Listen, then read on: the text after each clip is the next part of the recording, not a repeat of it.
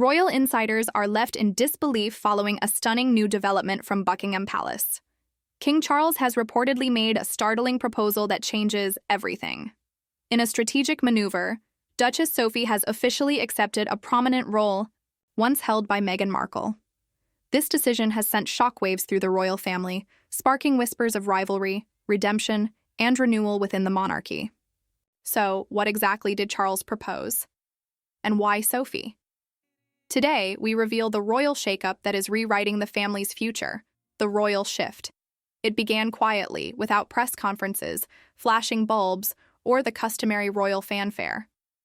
There were no official statements, no carefully crafted palace press releases, just a hushed decision carried through the gilded halls of Buckingham Palace. Yet those few discreet words would soon reshape the royal landscape. King Charles III, keen to modernize the monarchy and restore stability after years of turbulence, made a move that few anticipated. Behind closed doors, he proposed something that stunned even his closest advisors. He wanted the Duchess of Edinburgh, Sophie, to step into the public role once held by Meghan Markle. To the outside world, the decision might have appeared straightforward. 1. Royal stepping in where another had stepped out. But within the palace, it was far more symbolic. Meghan had represented a fresh, modern voice, outspoken, glamorous, and adored by millions. Her departure alongside Prince Harry had left a visible gap in the royal family's working structure.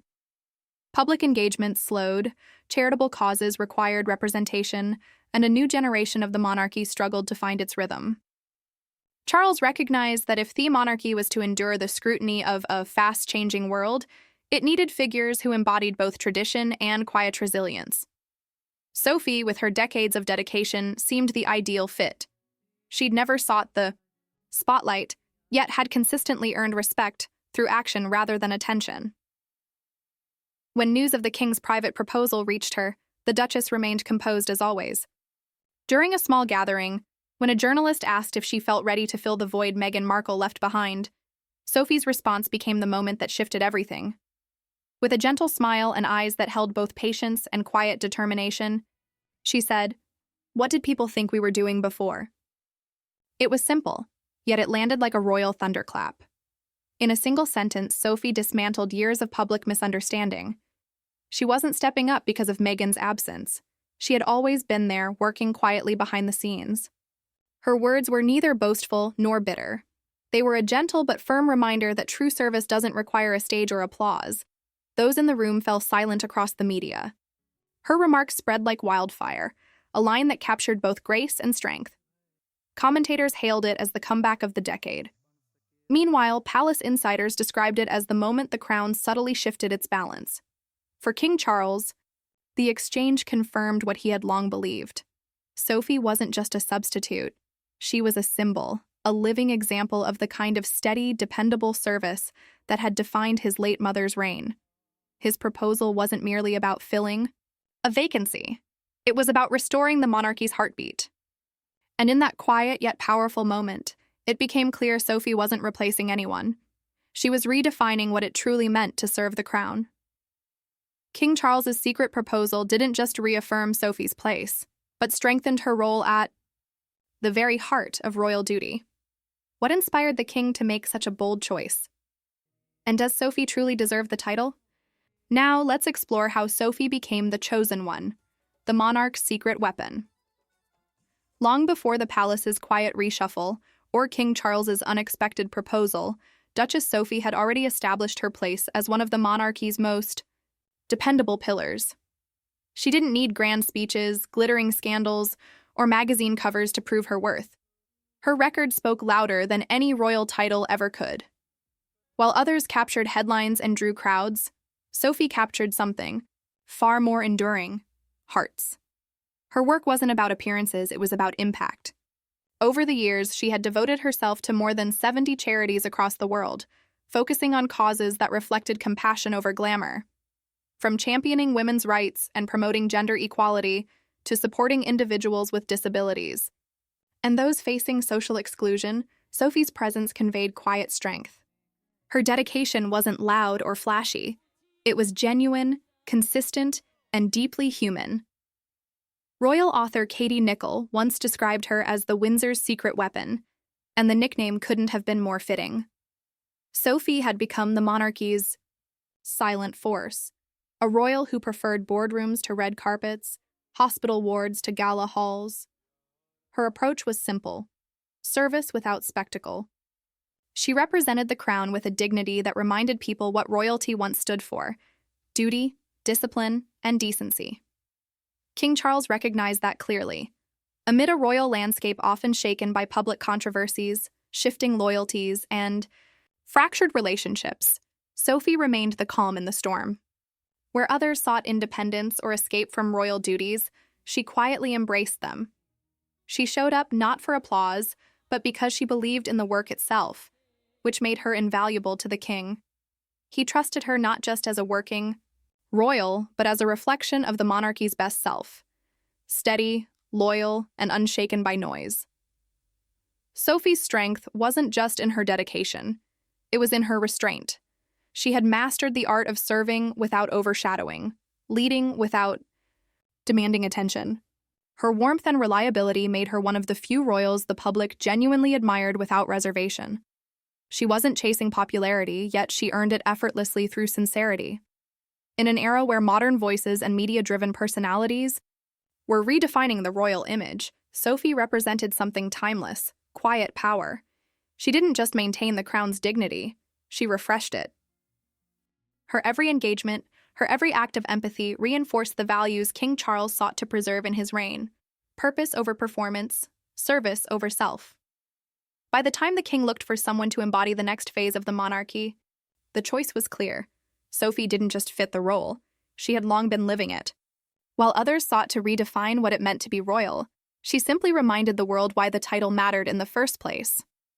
Her grace became her armor, her humility her crown, and without ever seeking the spotlight, Duchess Sophie became the royal family's quiet revolution. She had already proven herself indispensable to royal life long before receiving any formal title. But how did she ascend to such a respected position within the monarchy? Now let's uncover how Duchess Sophie transformed scandal into strength, the woman who earned her crown. Sophie's royal story didn't begin with grandeur or inherited privilege. It began with hard work, ambition, and an unshakable faith in perseverance. Long before she ever stepped inside palace walls, she was Sophie Rhys-Jones, a young woman from Oxford determined to make her mark on her own terms. She co-founded a small public relations firm, not because she was born into influence, but because she built it through sheer determination, late nights, and relentless drive. Every campaign she led, every client she secured taught her lessons about communication, composure, and most importantly, resilience. Those lessons would soon become crucial when life took an unexpected turn. In 2001, a sting operation by an undercover tabloid reporter nearly destroyed everything she had worked for. Tricked into making what were deemed inappropriate remarks, Sophie suddenly found herself at the center of a royal scandal that dominated headlines. Many assumed it would destroy her future within the monarchy. But Sophie didn't disappear, deny, or dramatize. She did something far rarer. She took accountability, learned, and quietly rebuilt. Leaving behind her business career, she redirected her focus entirely toward royal service. Rather than retreat into the shadows, she stepped into duty with renewed purpose. For Sophie, redemption wasn't about words or public gestures. It was about consistency, sincerity, and action. She began visiting charities across the UK and abroad, lending her time and presence to causes that rarely made front-page news: blindness prevention, women's empowerment, and youth education. Through those efforts, the public slowly began to see a different Sophie emerge, one not defined by scandal, but by service. Her humility became her strength. Her silence became her statement. She wasn't the loudest or most glamorous royal, yet she became one of the most respected. Behind palace doors, her transformation didn't go unnoticed. Queen Elizabeth II recognized her steadiness and often sought her company in private moments of reflection. But it was King Charles who understood her journey most profoundly. He admired how she had turned personal adversity into purpose, a quality he valued as he sought to modernize the monarchy for a more grounded era. For Charles, Sophie represented the kind of royal the modern world needed: hardworking, scandal-free, and rooted in quiet dignity. Her resilience reminded him, and the entire institution, that mistakes don't define character. What you do afterward does. Years later, as Sophie stood beside King Charles in official ceremonies, it was clear her rise wasn't by favor or chance. It was earned, forged through trial, reflection, and unwavering dedication. She had walked through controversy and emerged stronger, wiser, and more steadfast than before. In the grand tapestry of royal history, Sophie's story stands as a rare example of grace under pressure. Proof that even in a world obsessed with image, redemption and quiet strength still hold the power to prevail. Aside from deserving the role, could there be another reason behind Sophie's remarkable rise? And what truly happened to Meghan, who once held that very place? Was she pushed aside, or did she step away by choice? Now, let's unravel the story behind the royal void that demanded to be filled, the royal exit that shook the crown. It began as a bold idea, a modern fairy tale rewritten for a new generation. When Prince Harry and Meghan Markle first announced in early 2020 that they intended to step back from royal duties, the news sent a shock through Buckingham Palace. The royal family, renowned for its centuries-old traditions and carefully guarded image, suddenly found itself at the center of a cultural earthquake. The Duke and Duchess of Sussex were not merely leaving their roles, they were challenging the very structure of the monarchy itself. But what many did not realize at the time was that their decision wasn't abrupt. It unfolded slowly, like a royal sunset fading into uncertainty. Behind the palace gates, private discussions, emotional negotiations, and moments of quiet tension stretched over months. Queen Elizabeth II, though saddened, tried to navigate the situation with grace. She hoped that time apart might eventually lead to reconciliation, that perhaps the couple's desire for independence could coexist with royal duty. Yet, as the months passed, the distance, both emotional and physical, only widened. Then, on February 18, 2021, the statement that confirmed what the world had already begun to suspect was released. Buckingham Palace announced, with characteristic restraint, that the Duke and Duchess of Sussex had confirmed to Her Majesty the Queen that they would not be returning as working members of the royal family. Though the words were brief, their significance was monumental. It marked the official end of an era, a clean break between the monarchy and one of its most high-profile couples. A year earlier, Meghan and Harry had spoken of carving out a progressive, new role within the royal institution, one that would allow them to balance duty with personal freedom. Many believed their plan might redefine the monarchy for the 21st century, blending tradition with modern independence. But in the end, their vision proved incompatible with the palace's centuries-old system of hierarchy, protocol, and control. What began as a hopeful evolution soon transformed into what many called the Mexit, a modern abdication that compelled the royal family to reconsider its identity. Their departure created more than just empty spaces on the royal calendar. It left an emotional void, a question mark over the future of the monarchy in an age of media, fame, and personal choice. For King Charles, then Prince of Wales, it was a reminder that not all crowns can hold their wearers, that even royal duty can yield to personal conviction. When Meghan stepped away, a royal void became impossible to ignore, and the monarchy needed a new duchess to carry its legacy. But was Sophie's rise quietly endorsed by Queen Elizabeth herself? What kind of bond did the two women truly share? Let's uncover the details. Queen Elizabeth's quiet confidant behind the tall gates and gilded doors of Buckingham Palace, few truly understood the depth of Sophie, Duchess of Edinburgh's connection to Queen Elizabeth II. To the public, she was a beautiful royal, polite, elegant, and rarely seen making waves. But behind the scenes, she was far more than a distant in-law or another member of the Windsor circle.